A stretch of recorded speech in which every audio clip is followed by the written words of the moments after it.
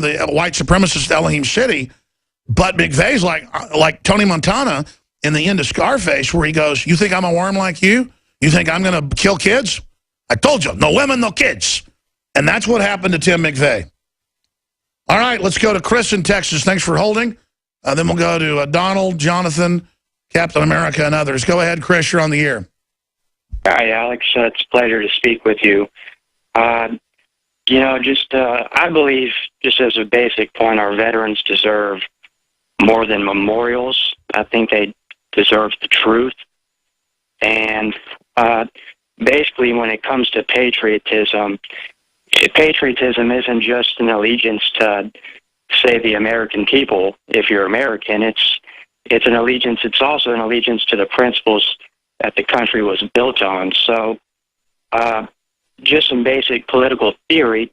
Our founders devised a arrangement of governmental checks and balances, all served to restrain each other's power.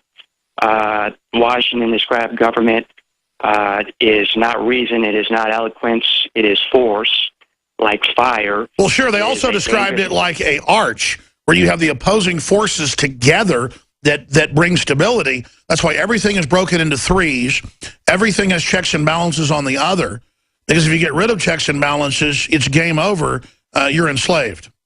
Absolutely. That's why, because of our checks and balances, the authors of the Constitution understood that phenomenon, and they understood political power being the greatest power on earth. So, and they also understood that it's extremely dangerous unless it's confined. And they had a dream of being able to compete in an open market, because the real reason George Washington went to war, he wrote about this, was because he couldn't ever run his own business. He had to go do all the work and then have a lord over him that was able to get all the contracts and everything. You couldn't manufacture firearms. You couldn't manufacture furniture. You couldn't manufacture anything that was a finished good.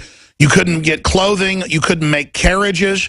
You had to buy everything from England and then buy it through the aristocracy that was in the colonies. And everybody was so sick of monopolies. And that was the real reason that this happened. I mean, much greater men like Benjamin Franklin, who invented over 1,000 things. I mean, Benjamin Franklin probably had like a 200 IQ. And he was a womanizer and the whole 9 yards, and probably part of the Illuminati as well. But the point is that they did not like royalty. They did not like people being given things. They were amazing. I'm sorry, go ahead. Absolutely, and I believe that's why the globalist plan must be stopped. If all power is vested in a single international authority, what force except God himself could save us from the abuse is certain to follow. That's why our country has never really experienced a genocide or police state terror like other parts of the world. Can you imagine foreigners would come here before the war and after, and they'd say being in the presence of like George Washington and people was like they could hardly stand being in the room with him. It was so strong. The King of England, when George Washington refused to be king, said George Washington is the greatest man in the world. That's who founded this country. That's why there's not movies about him. Nobody knows about him. He's just some old guy on a picture on the wall, because there's power in that, in honor. I mean, our founders were so honorable, even in their day, they were admired worldwide. And that's why they're so demonized, because they were so special. They understood world history. They'd been in 3 wars in the last 20 years. So they were intellectuals, they were smart, they were inventors. The rock stars then were, how many languages can you speak? What can you invent? And if somebody smarts off to you, will you go out in the road with a sword and hack each other to death? I mean, they were just super badass. We think of somebody like John Wayne, an actor, as really manly, and he was a cool guy, but he was nothing compared to the founding fathers. And that's the whole issue here, is that we need to discover true honor again, and then we'll understand death before dishonor, death before we'll be slaves. Then we won't be afraid anymore. Then we'll have the strength it takes and the leadership it takes to turn the tide against evil. God bless you, Chris. Jordan, Donald, Captain America, Chris and others, stay with us. Of the establishment breathing down our necks like never before. And I'm not complaining. I asked for it. I've told everybody on air that I'm committed. I've told everybody on air that we're going to go at the enemy's jugular. I've told everybody that we're going to try to really pull out all the stops and really expose what they're doing. And I've told the listeners and everybody else that we are preparing very soon to launch on satellites and to go on different cable and TV systems. And I expect the globalists to even come after us worse. But in that conflict, in that struggle, in that animating contest, in my heart, I trust in God's providence that we will come through the fire and be stronger on the other side, even if I'm not there after that contest. Everything we've done, everything I've talked about, everything we've laid out is a compendium of work, a testament that will stand against the enemy for all time. And as things get more serious and hardcore, you're going to notice that this show, quote, gets more credible. We're beyond evergreen, ladies and gentlemen. That's a term in books, in literature, in film, in art. Is it evergreen? And true artists struggle to produce art that is evergreen, that touches the human spirit forever. We know the enemy's battle plan. We understand what they're doing. We know how to beat them. It's educate the public on how horrible this plan is and get them to admit it's real, and tyranny will vanish like phantoms at dawn, to quote Thomas Jefferson. What did Jefferson say? Educate and enlighten the public on the principles of liberty, and tyranny and tyrants will vanish like phantoms at dawn, I believe is the paraphrase quote. Can we look up Jefferson's quote on phantoms at dawn? Let's go to another call here. Jordan in Michigan, then Donald. Go ahead. Hi, Alex. Been listening to you for about 2 years now. I felt compelled to call in for the first time today and just congratulate all the influencers, because I believe that our calls to Fox News had something to do for sure with you getting on Alan Colmes.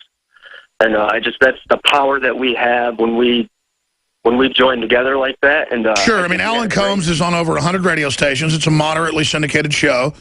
And he ridicules me a lot, but I was happy to go on there because it's live. But you know, I still haven't been invited on the 5 and other people that want to sit there and trash me. Why don't any of these shows want to invite me on? Because they're scared. And again, ABC wanted to play games and wanted to act like they were going to have me on, but then mess it all up so they could have their cake and eat it too. I mean, it just sounds like something that comes out of the squirrely brain of Stephanopoulos, doesn't it? Well, I have to agree with you, and it's hilarious that he made those claims about you, and now he's in hot water himself just days afterwards. But I thought you had a great interview with Colmes, and to his credit, he gave you a chance to speak. I think it was nothing like Piers Morgan interview.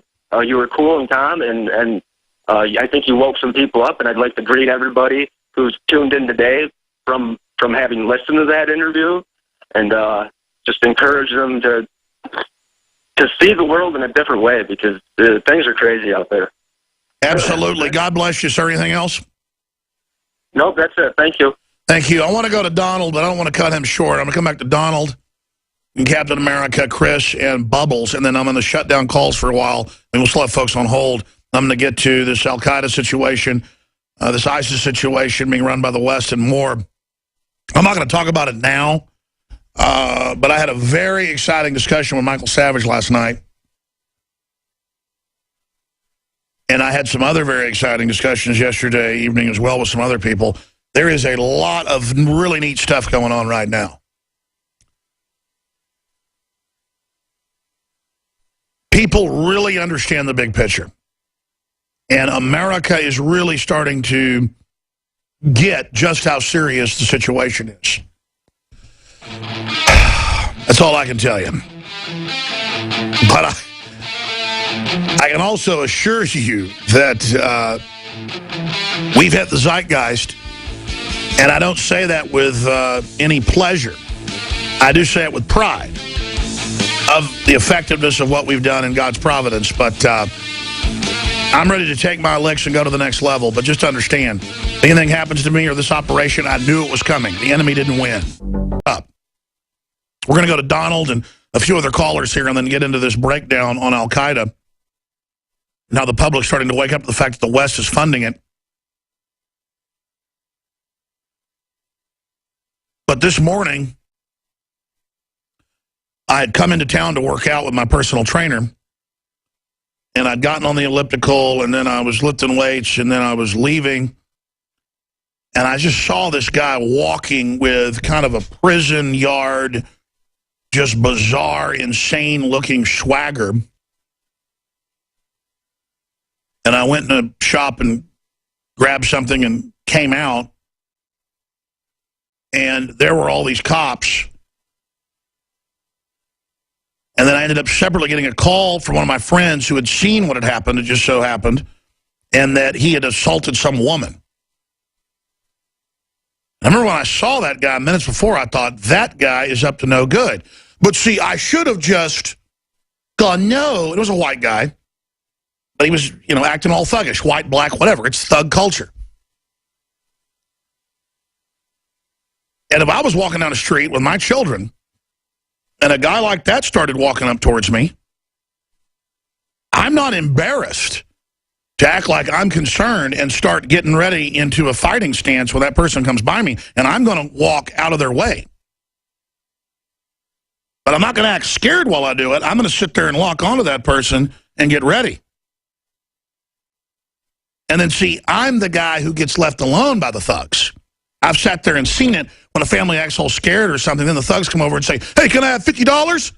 Because they're not mugging you. They're like, I really need it. And I've had white guys and I've had black guys do that to me.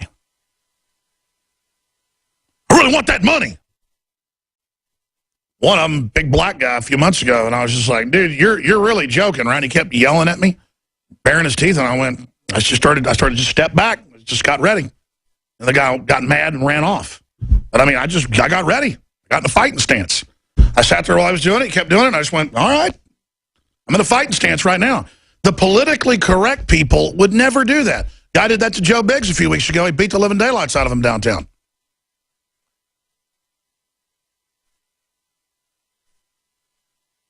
This is what it is to be slaves.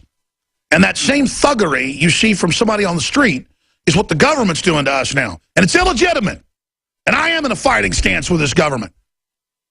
Not because I'm looking for a fight, but I'm not going to roll over in the ditch. I'm going to fight this corrupt system with everything I got. And the people have power. If you realize the power you've got, we can turn back the tide very quickly. And I'm telling you something about the fighting spirit. The enemy miscalculates because they're cowards. They think that if they destroy some of the patriots, or if we lose some of the first battles, if this gets physical, that they're winning, they're losing. That's why they're going to stage terror attacks, because some of their operatives know they need to act like we started it first. But this is not 1995 where you're going to do this and nobody's going to basically blow the whistle. Of course, I say that. General Parton was there within 2 days of them blowing up Oklahoma City. 3-star general, former head of Air Force weapons development. 3 PhDs in engineering. Developed most of the weapons you see today. Continuous rod warheads, you name it. They did press conferences showing the blast points and where the bomb was and all of it. Can you imagine when the globalists pull something next time? You think an internet kill switch is going to protect you? You're done. You're done. You have the motive, you have the history, you have the means, and we're telling everybody how you operate, so go ahead and try something. You think you're going to pull some martial law scenario and whack out some patriots and scare everybody? No, you're just going to take the handcuffs off and the restraint's going to be over. And if you think the patriots are dumb enough to go out and just have a war with the police, you're going to send the police on missions that starts that war, but that'll just be getting over an obstacle to the target. Go ahead, bankers. Go ahead, New World Order people. You better hide in Switzerland and Luxembourg.